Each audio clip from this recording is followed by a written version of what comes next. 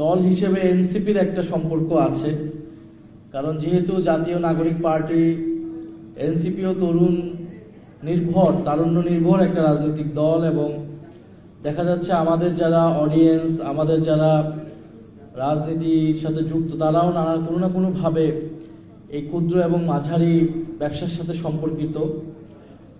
এবং ফলে এই এসএমই যারা রয়েছেন, ক্ষুদ্র মাঝারি উদ্যোক্তা, তাদের সমস্যাগুলো আমরা প্রতিনিয়ত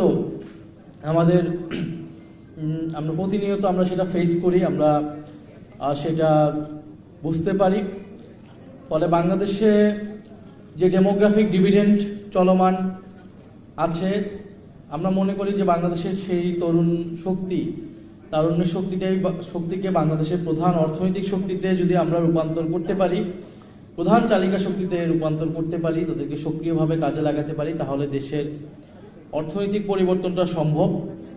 এবং সেই জায়গা থেকেই কিন্তু আসলে গণ অভ্যুত্থান বলি আমরা, জুলাইয়ের যে আন্দোলন শুরু হয়েছিল মূলত কর্মসংস্থানের দাবি থেকে। বাংলাদেশে প্রতি বছর লাখ লাখ তরুণ কর্মবাজারে প্রবেশ করছে যাদের জন্য কর্মসংস্থান নাই, এবং কর্মসংস্থানের দাবি উঠেছিল যখন সমাজে আমরা দেখেছি ক্রমবর্ধমান বৈষম্য, সমাজের অর্থনীতি, সম্পদ, গুটি কয়েক পরিবার, গুটি কয়েক গ্রুপ, সম্পদ পুঞ্জীভূত হয়েছে, কুক্ষিগত হয়েছে কয়েকটি মানুষের কাছে, কয়েকটি পরিবারের কাছে, এবং সেটা হয়েছে রাজনৈতিক সহযোগিতায়। রাজনৈতিক স্বৈরতন্ত্র যেরকম হয়েছে, সেটার সাথে সাথে অর্থনৈতিক ক্ষমতাও পুঞ্জীভূত হয়েছে, বৈষম্য তৈরি হয়েছে। ফলে বিগত 16 বছরে আমরা অনেক অর্থনীতির উন্নয়নের গল্প শুনলেও, আমরা অর্থনৈতিক প্রবৃদ্ধির গল্প শুনলেও, সেই অর্থনৈতিক প্রবৃদ্ধির সুবিধাভোগী সমাজের বিস্তৃত মানুষ হয়নি, সমাজের সকল স্তরের মানুষ হয়নি। ফলে সেই যে আমাদের অর্থনৈতিক সমস্যাটা, যেটার মূল সমস্যাটা, যেটা বৈষম্য বা অর্থনৈতিক ন্যায় বিচার সমাজে না থাকা, সামাজিক ন্যায় বিচার না থাকা, সেই একই সমস্যাটা এখনো রয়ে গিয়েছে। সেই জায়গা থেকেই গণ অভ্যুত্থানের পরে আমাদের দাবি উঠেছিল যে রাষ্ট্র সংস্কার, যে আমরা এই রাষ্ট্র কাঠামোর সংস্কারটা করতে হবে, রাজনৈতিক সংস্কার, অর্থনৈতিক সংস্কার, এবং আমাদের পররাষ্ট্রনীতি, আমাদের সাংস্কৃতিক পুরো আমরা আমাদের জাতীয় চরিত্রটাকে নির্মাণ করব এই গণ অভ্যুত্থানকে কেন্দ্র করে। ফলে সেই জায়গা থেকে কিন্তু জুলাই সনদ বাস্তবায়ন হয়েছিল। ফলে জুলাই সনদের সাথে এই অর্থনৈতিক রূপান্তরের একটা সরাসরি সম্পর্ক আছে, এবং যে আলোচনাটা আমরা গত সংসদে প্রথম অধিবেশন, দ্বিতীয় অধিবেশন, 2টা অধিবেশন ধরেই করতেছি, আপনি যদি রাজনৈতিক সংস্কার নিশ্চিত করতে না পারেন, আপনি তাহলে যদি প্রতিষ্ঠানগুলোকে নতুন করে গড়তে না পারেন, আপনি অর্থনৈতিক কাঠামোর পরিবর্তন করতে পারবেন না। এই অর্থনীতিটা পুরনো অলিগার্কিক সেই একই অর্থনীতিতে থেকে যাবে, যেখানে তরুণ উদ্যোক্তা বলেন, আপনার কর্মসংস্থান সৃষ্টি কোনো ধরনের সুযোগই তৈরি হবে না। কিন্তু আমরা দেখলাম দুঃখজনকভাবে এই বর্তমান সরকার গণভোটের রায় বাস্তবায়ন করলো না। তারা জুলাই সনদ এখন পর্যন্ত অনিশ্চিত অবস্থায়, কিন্তু তারা বাজেটে অনেক সুন্দর সুন্দর কথা বলল, এসএমইর পক্ষে কথা বলল, অর্থনৈতিক গণতন্ত্রের কথা বলল, এবং কর্মসংস্থান সৃষ্টির কথা বলল। তারা 18 মাসে 1 কোটি কর্মসংস্থানের লক্ষ্য নিয়েছে, এবং 4 মাসে সেটার আমরা কোনো আপডেট পাইনি। ফলে জুলাই সনদ বা গণভোট বা সংস্কার বাস্তবায়ন ব্যতীত সরকারের এই বাজেটের যেই অর্থমন্ত্রীর বক্তব্য, সেইটা আসলে মুখের কথাই থেকে যাবে, সেটার বাস্তবায়ন আসলে সম্ভব হবে না। এবং এই বাজেটও আমরা দেখেছি যে আমরা যে বারবার যেটা বলেছি যে আমাদের যারা এসএমই আছে, তরুণদের শক্তি আছে, এটাকে কাজে লাগানো।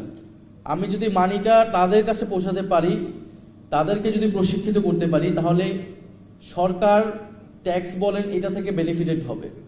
আমি যদি 1 কোটি তরুণদেরকে কর্মসংস্থান বা উদ্যোক্তা তৈরি করতে পারি, তার দ্বারা অনেকগুলো পরিবার উপকৃত হবে। কিন্তু সরকার সেই পথে তো হাঁটলো না। সরকার যেটা ফ্যামিলি কার্ড করলো, একটা নির্ভরশীল জনগোষ্ঠী তারা আবার তৈরি করতেছে, এবং তারা মধ্যবিত্ত থেকে ট্যাক্স নিয়ে তারা গ্রামে ফ্যামিলি কার্ড দিবে, এবং যেটা কোনো আসলে কর্মসংস্থান তৈরি করবে না, বরং সেটা যেই পণ্যের চাহিদা তৈরি করবে, সেইটার জন্য আমাকে আমদানি করা লাগবে। আমি আবার আমদানি নির্ভর অর্থনীতি হবে, আর দেশের অর্থনীতি আমার বড় হবে না। অন্যদিকে আমার যেটা প্রধান দাবি ছিল যে বাংলাদেশে যে অর্থনৈতিক এই দুর্দশা তৈরি হলো যাদের কারণে, যে ঋণ খেলাপি সংস্কৃতি এবং ব্যাংকগুলো যে বাজে অবস্থার মধ্যে পড়লো, সেইটার কোনো বিচার বা সেইটার ব্যাংকগুলোকে স্থিতিশীল করার কোনো সুনির্দিষ্ট রূপরেখা আমরা সেটা দেখি নাই, আমরা সেটা পাচ্ছি না। বরং তারা ঋণ খেলাপিদেরকে পুরস্কৃত করতেছে। যদি সরকার ঋণ খেলাপিদের পুরস্কৃত করে এবং যারা উদ্যোক্তা তাদেরকে কোনো ধরনের ফ্যাসিলিটি না দেয়, তাহলে এই অর্থনীতির কোনো পরিবর্তন হবে বলে আমরা মনে করি না।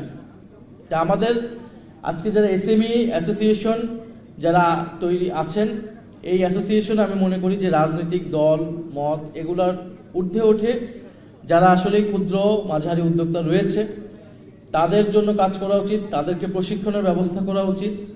এবং অনেক আলোচক এটা আলোচনা করেছেন যে আমাদের অনেক ধরনের যারা তরুণ উদ্যোক্তা অনেক ধরনের নলেজের ঘাটতি আছে, আমাদের বিশ্ববিদ্যালয়ের শিক্ষা ব্যবস্থার ঘাটতি আছে, প্রশিক্ষণের ঘাটতি আছে।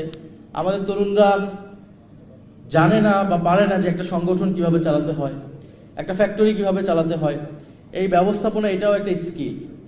তো এই স্কিলটা সে তো বিশ্ববিদ্যালয়ে শিখতে পারে না, বিশ্ববিদ্যালয় তাকে শুধু চাকরি প্রার্থী হিসেবে তৈরি করে।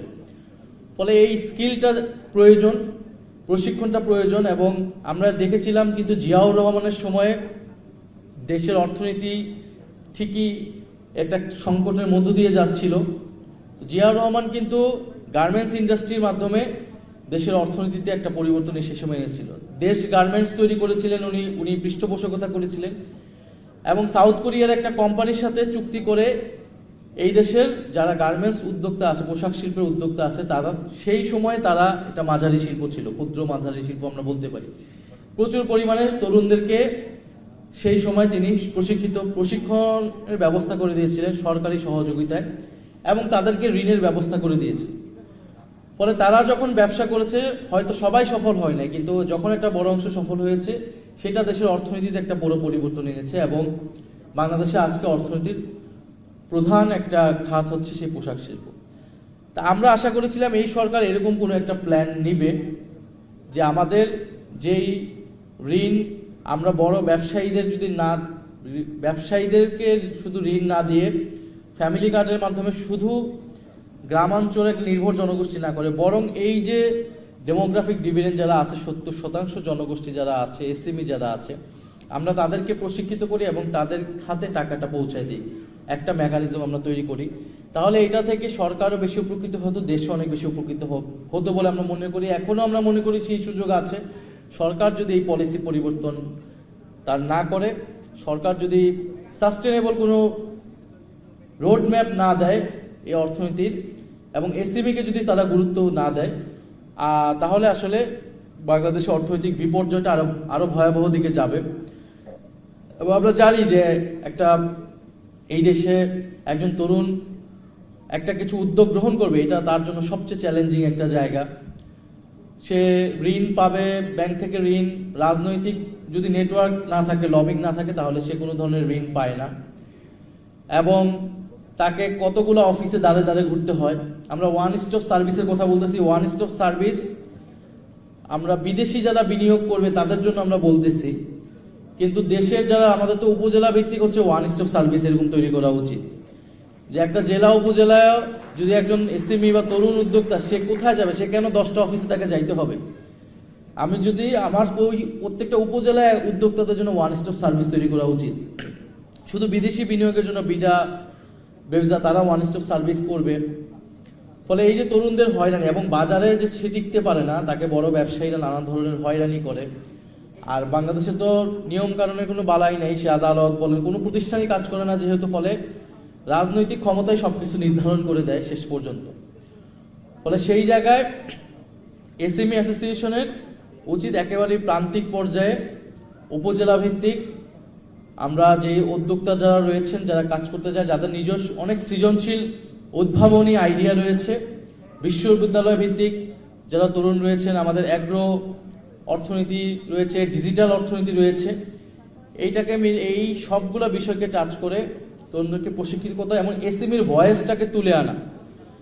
আমরা দেখি সরকার যদি ব্যবসায়িক কোনো ক্রাইসিস হয়, অর্থনৈতিক ক্রাইসিস হয়, তারা বড় বড় ব্যবসায়ীদের সাথে বসছে। প্রধানমন্ত্রী কয়েকদিন পর কিছু পরিচিত ব্যবসায়ী মুখ আছে তাদেরকে ডেকে তিনি মিটিং করতেছেন। এটাতে কিন্তু অর্থনীতিতে কোনো ট্রাস্ট আসবে না, কোনো আস্থা আসবে না।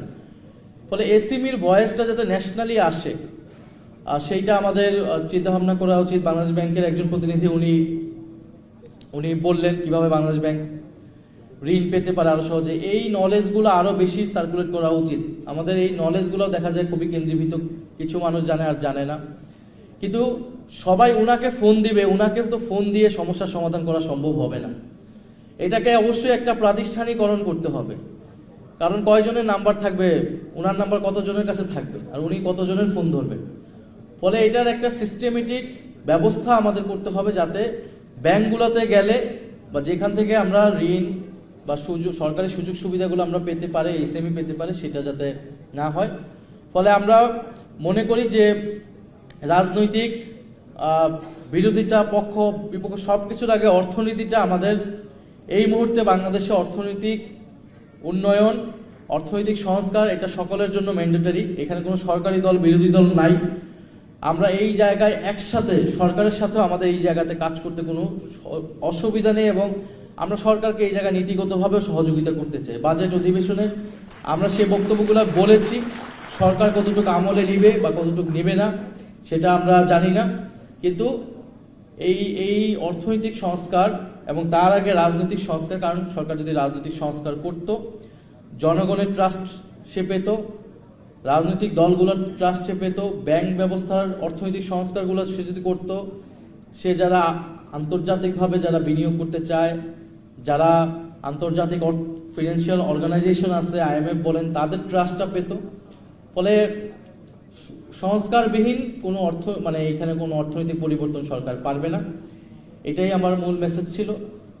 আর একটা বিষয় হচ্ছে, যদি রাজনৈতিক জায়গায় কিছু কথা বলতে চাই, আজকে একটা ইন্টারভিউ আমরা দেখেছি যে ডিসেম্বরে কেউ একজন দেশে ফেরার পরিকল্পনা করছেন। তো আমাদের থাকবে যে দেশের অলরেডি 16 বছরের ধ্বংসযজ্ঞ হয়েছে। এখন আমরাও চাই দেশে ফিরবে ফাঁসির রায় কার্যকর হওয়ার জন্য। বাংলাদেশে রায় হয়ে গিয়েছে। এখন এই সরকারের উচিত যথাযথ কূটনৈতিক আইনি প্রক্রিয়ায় গণহত্যাকারীকে দেশে ফিরিয়ে এনে রায় কার্যকর করা। আমি মনে করি এটাও দেশের স্থিতিশীলতার জন্য একটা বড় একটা উদ্যোগ হবে, এবং এই সরকারের দ্রুত সময়টা করা উচিত। এবং এছাড়া অন্য কোনো পরিকল্পনা যদি কেউ ভাবে, তাহলে সেইটা কারোর জন্যই ভালো হবে না। বাংলাদেশের জনগণ সেটার জন্য প্রস্তুত আছে। জুলাই গণ অভ্যুত্থানের যারা অংশগ্রহণ করেছে, রাজনৈতিকভাবে যে কোনো পরিস্থিতি মোকাবেলার জন্য তারা প্রস্তুত আছে। দেশের স্বাধীনতা, সার্বভৌমত্ব, অর্থনৈতিককে রক্ষা করার জন্য আমরা যে কোনো পরিস্থিতির জন্য প্রস্তুত আছি। আমি ন্যাশনাল এসএমই অ্যাসোসিয়েশনকে আবারও ধন্যবাদ জানাচ্ছি। আজকে যারা এখানে যারা উদ্যোক্তা এসেছেন, যারা আলোচক হিসেবে এসেছেন, তাদের প্রতি আমি ধন্যবাদ এবং জাতীয় নাগরিক পার্টি এনসিপির পক্ষ থেকে শুভেচ্ছা জানাচ্ছি। আসসালামু আলাইকুম।